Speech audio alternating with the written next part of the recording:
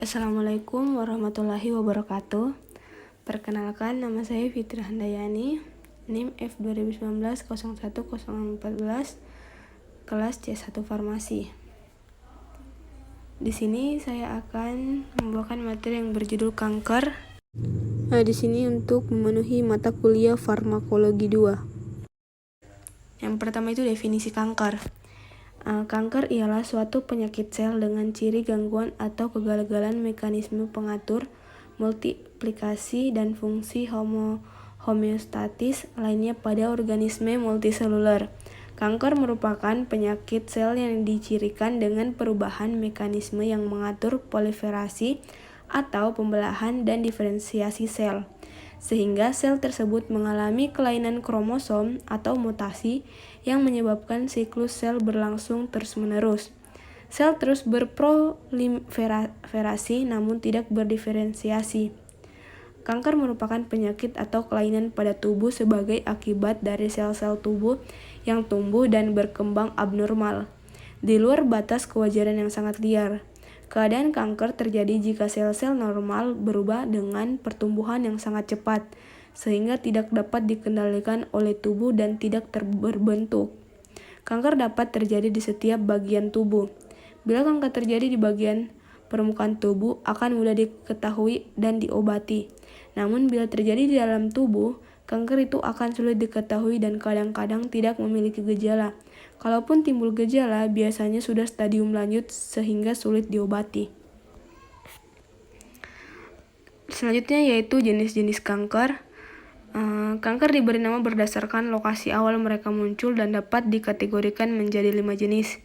Yang pertama itu karsinoma, adalah kanker yang ada pada jaringan epitel yang melapisi permukaan organ, kelenjar, dan kerangka tubuh. Contohnya kanker pada lapisan lambung disebut karsinoma.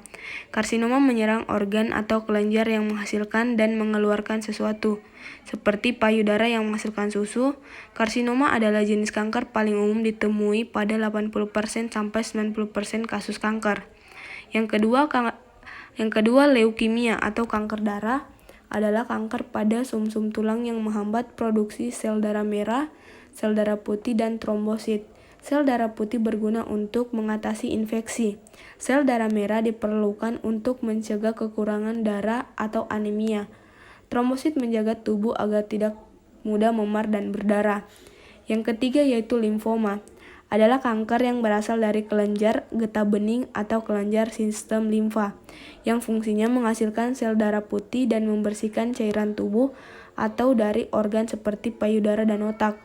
Limfoma dibedakan menjadi 2, yaitu limfoma Hodgkin dan limfoma non-Hodgkin.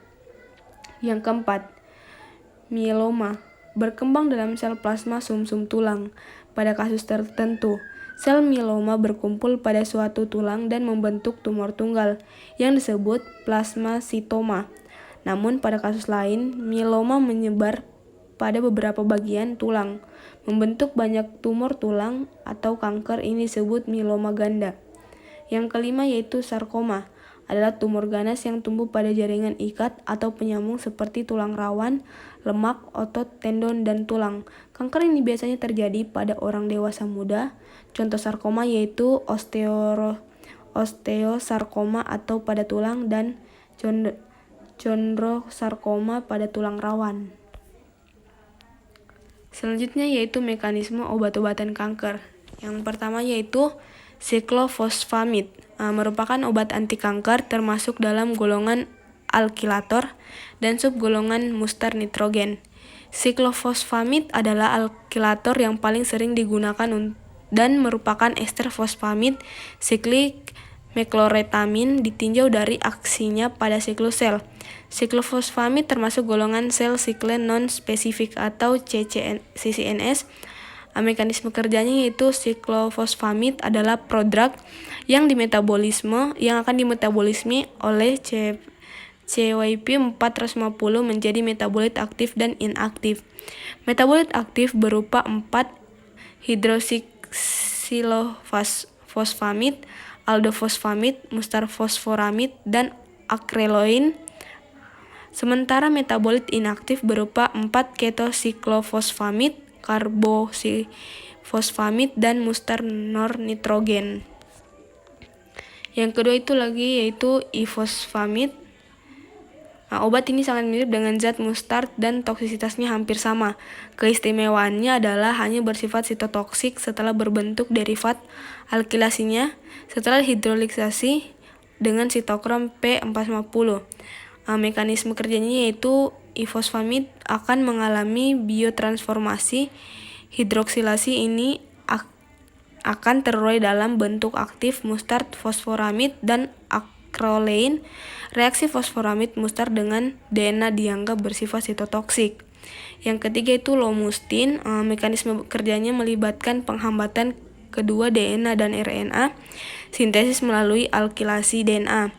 Lomustin telah ditujukan untuk mempengaruhi sejumlah proses seluler termasuk RNA, sintesis protein, dan pengolahan RNA ribosom dan nukleoplasmik, DNA struktur dasar komponen, tingkat sintesis DNA, dan aktivitas DNA polimerase. Ini adalah siklus sel spesifik. Yang keempat itu karmustin, termasuk golongan alkilator dari obat-obatan anti kanker subgolongan nitrosurea. Disebut juga BCNU atau biskloroetil nitrosourea, merupakan gas mustard dengan komponen campuran bikloronitrosourea. Nilai BV obat 5-28%. Di metabolisme di hepar, waktu paru 15-30 menit, FOT mencapai 80%, jalur pemberian secara intravena dan intralesi, diekskresi melalui ginjal dan paru. Cara kerjanya sebagai alkilator bifungsional dengan berikatan kovalen dengan dua gugus asam nukleat pada rantai yang berbeda, sehingga membentuk ikatan silang atau cross-linking pada DNA dan terjadi kerusakan DNA. Yang kelima yaitu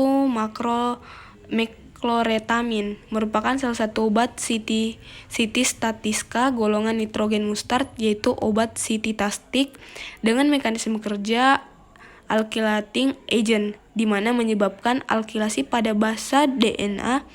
RNA tidak terbentuk sehingga protein tidak terbentuk. Sel tidak membelah atau sintesis protein salah, tidak sesuai yang dibutuhkan sel kanker. Merubah DNA sel-sel kanker sehingga proses transkripsi tidak terjadi. Hasil tidak sesuai yang dibutuhkan sehingga translasi tidak terjadi, atau sel mati karena hasil protein yang dibutuhkan tidak sesuai. Selanjutnya yaitu mekanisme terjadinya kanker. Kanker muncul sebagai akibat dari penumpukan sel-sel yang telah rusak dan tidak bisa diperbaiki. Sel kanker sendiri timbul dan berasal dari mutasi atau perubahan genetik. Kanker menjadi salah satu penyakit yang jarang sekali diwariskan dari orang tua pada anak. Sebagian besar kasusnya muncul seiring dengan berjalannya waktu akan menyesuaikan pola hidup masing-masing individu.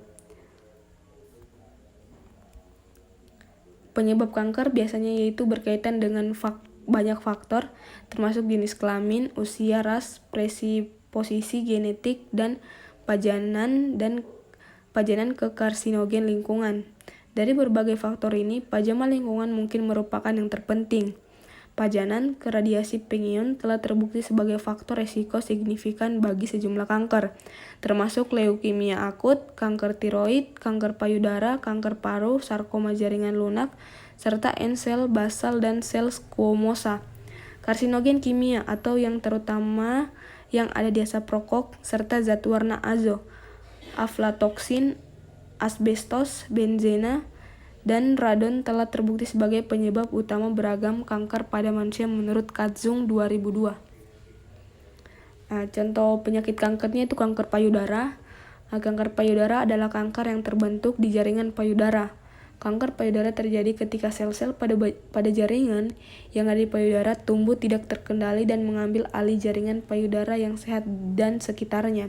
Kanker payudara bisa terbentuk di kelenjar yang menghasilkan susu atau lobulus, atau di saluran duktus yang membawa air susu dari kelenjar ke puting payudara. Kanker juga bisa terbentuk di jaringan lemak atau jaringan ikat di dalam payudara. Meski lebih sering terjadi pada wanita, kanker payudara juga bisa menyerang pria. Kanker payudara adalah tumor ganas yang terdapat pada sel di payudara. Tumor ganas adalah kelompok sel kanker yang dapat tumbuh sampai ke jaringan atau dapat bermetastasis ke seluruh bagian tubuh. Penyakit ini terjadi paling sering pada wanita, namun juga dapat terjadi pada pria. Ini adalah gambaran dari sel kanker yang muncul. Yang pertama itu ada stadium 1, yaitu kanker payudara yang masih berukuran sangat kecil. Pembuluh dan kelenjar getah bening. Yang ke stadium ketiga itu kulit dinding payudara. Di sini mulai membesar.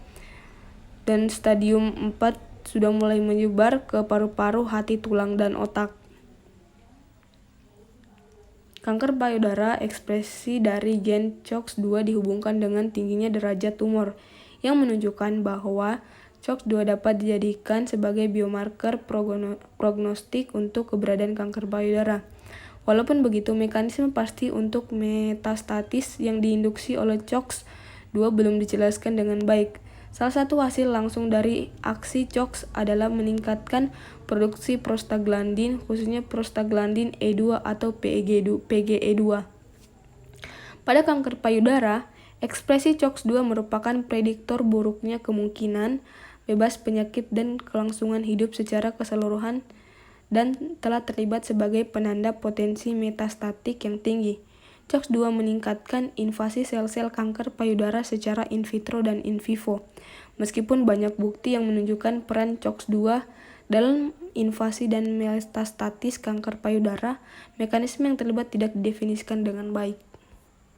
Sekian dari penjelasan saya. Assalamualaikum warahmatullahi wabarakatuh.